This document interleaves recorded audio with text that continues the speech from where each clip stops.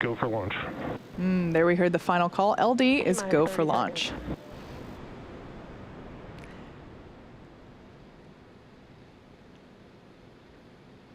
Everything looking good for an on-time liftoff today. Let's listen in on the final second. Go for launch. There we heard the final call. LD is go for launch.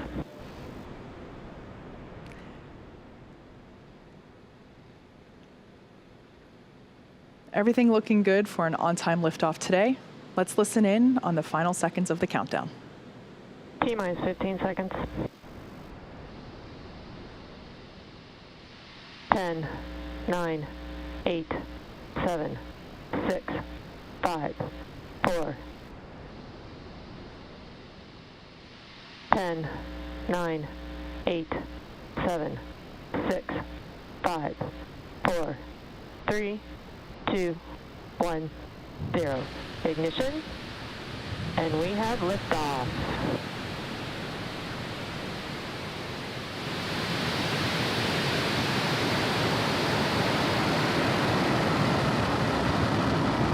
Stage 1 propulsion nominal.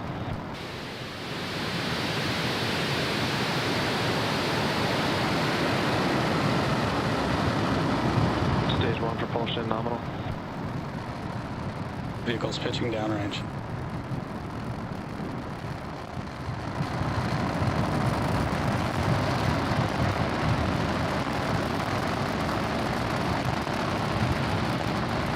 We're now 30 seconds into flight, and Falcon 9 is preparing to pass through max Q. We're now 30 seconds into flight, and Falcon 9 is preparing to pass through max Q, which will happen at T plus 1 minute and 12 seconds. For those of you that might be unfamiliar with this term, max Q is when the vehicle will experience the greatest amount of dynamic pressure. Call out there that everything is looking nominal for first stage. To prepare for max Q, we throttle the engines down and then back up about 20 seconds later. And greatest amount of dynamic pressure. Call out there that everything is looking nominal for first stage. To prepare for max Q, we throttle the engines down and then back up about 20 seconds later. And this helps ensure that we keep those dynamic pressures below a certain level. Falcon 9 is supersonic. So there we heard the call out that the vehicle is now going faster than the speed of sound.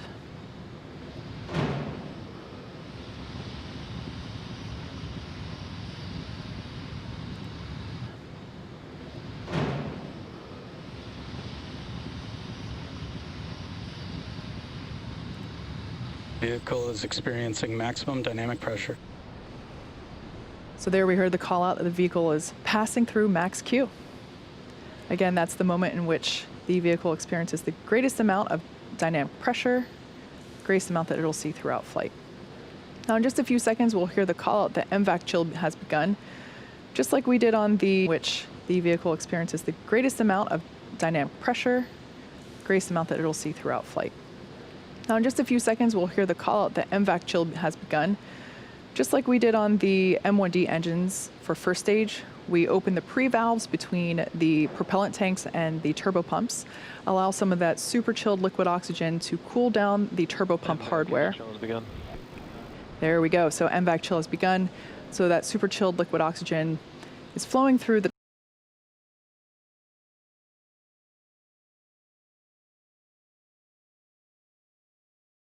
turbopump hardware. There we go. So MVAC chill has begun. So that super chilled liquid oxygen is flowing through the turbopumps, allowing them to cool off prior to full flow of propellant. Everything is looking good with stage 1 trajectory. Coming up, we're going to have 3 events happening in quick succession. We're going to have main engine cutoff. Coming up, we're going to have 3 events happening in quick succession. We're going to have main engine cutoff, followed by stage separation and SES1, or second engine start 1. Main engine cutoff coming up in 3 seconds.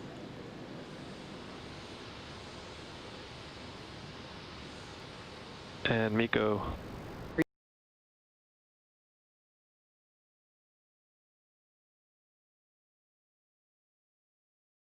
3 seconds.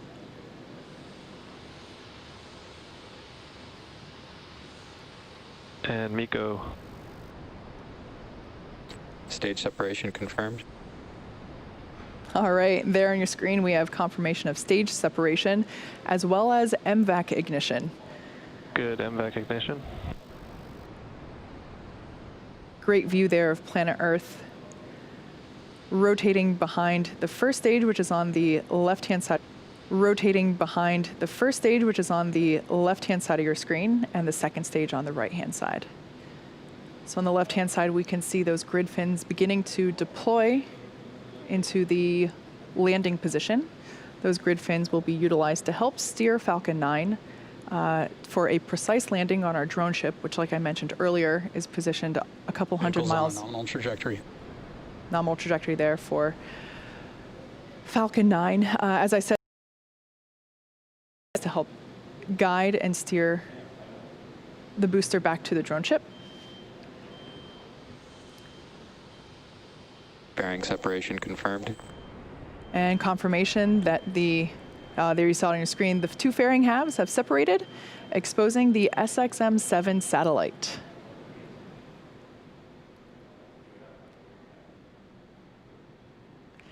If you look closely, you can actually see the fairing disappearing from view in the background there. 4 minutes and 3 seconds into flight, and we're performing the first of 2 planned MVAC burns. At stage separation, the first stage's velocity is about 2,200 meters per second, or 5,000 meters per hour, pretty fast.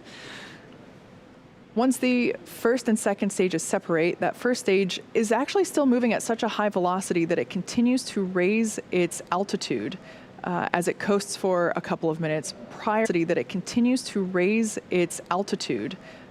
it coasts for a couple of minutes prior to starting its downward return back to Earth. Acquisition of signal, Bermuda. The next major milestone that we'll be able to see will be that first stage entry burn. For the entry burn, we relight the center engine, which we call E9, and then partway through the transition back through the Earth's atmosphere, we relight 2 more Merlin M1D engines, E1 and E5, to give us a total of 3 M1Ds, helping to slow the vehicle down as it passes back into the Earth's atmosphere. We're expecting that entry burn to begin in about 1 minute.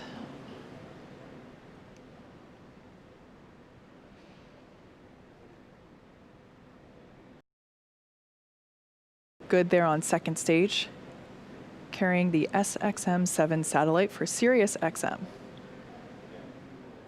Vehicle is on a nominal trajectory.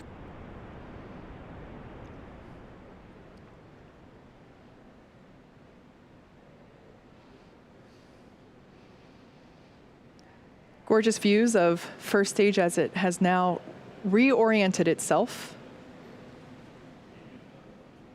coasting through apogee, and followed, of course, by the landing burn on the drone ship. Stage 1 FTS is safed. First stage is currently about 50 miles above the Earth's surface. Stage 1 entry burn has started. There we can see that the entry burn has begun on the left-hand side of your screen for that first stage re-entry. Again, we start by igniting the center engine first, and then reignite 2 more.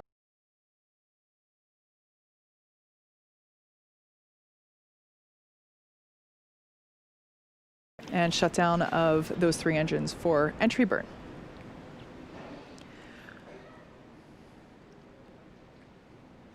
Trajectory continues to look nominal there for second stage on the right-hand side of your screen. I love that view of the MVAC nozzle glowing orange with Earth behind it. Next up, we have a couple of major milestones happening back-to-back. The start of the landing burn followed immediately by SECO 1 or second engine cutoff 1 on the second stage. SECO is where we shut down that MVAC engine to allow the second stage to coast for a little bit. This event preserves the fuel until we need it for the final burn to take us to our targeted orbit for the SXM-7 satellite. And then about 25 seconds after SECO 1, we'll hopefully have a live view of the first stage touching down. Stage 2 is in terminal guidance. Touching down on our Guidance. touching down on our drone ship. Just read the instructions. So we're expecting the landing burn to begin in about 10 seconds and SECO to begin in about 15 seconds. Stage 2 FTS is saved.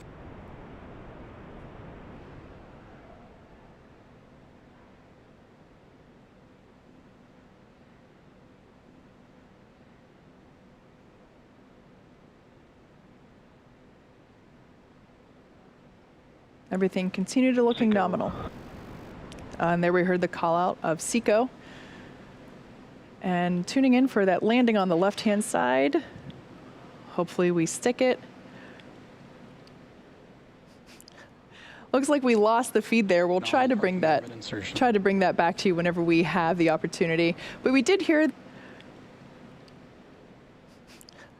Looks like we lost the feed there. We'll try to bring that back to you whenever we have the opportunity. But we did hear the call out that we have good orbit for the second stage.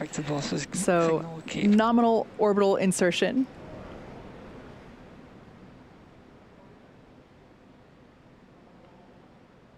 Stage 1 is landed. Landing operators proceed into 11.100 on recovery 1. We did hear the nominal orbital insertion.